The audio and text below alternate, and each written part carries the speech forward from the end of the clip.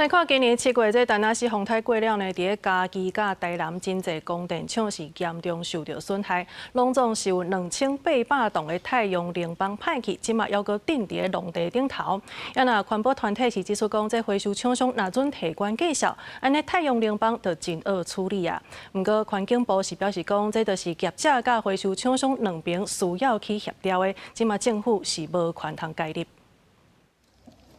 这太阳能板7月时去互东那斯风台吹甲歹去，布伫咧地风池。即届风灾嘉义台南真侪太阳能板严重歹去，拢总顶13万地2800栋的太阳能板，即马也顶伫咧台糖和国防部的农地顶面。13.5万片的废弃太阳能板，它要用高质化处理，完全清除完，就需要155天。那155天。 坦白来讲，就是将近5个月的状况，所以在5个月才能处理完这么多太阳能板。历史经验告诉我们，当这个废弃物的成本高到厂商他不想负担的时候，会发生什么事情？就会频繁的发生废弃的事情和弃置的事情。款团收到太阳能板业者的定钱，讲会先放伫农地，无法度送去回收，是因为即届真侪回收的厂商趁风台大起价。若照政府太阳能板回收基金的制度，太阳能板业者若准1000瓦，爱收1000块的处理费。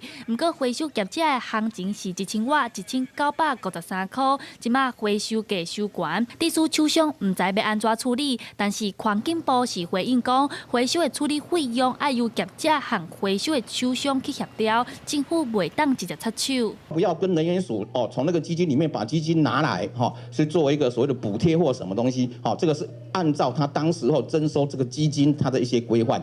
跟我环境部没关系，我环境部就只会认为就是说这个责任就是谁，这个责任就是业者，你必须要负担这个责任。另外，环境部嘛表示，目前回收基金的制度是照太阳能板20吨的寿命。 来做规划，等于是20吨了后，才会甲钱还予太阳能板的业者。不过，款团提起，像即摆风台加5吨就歹去啊，因要求政府爱量早做规划。记者陈亚轩、林旭凯台北报道。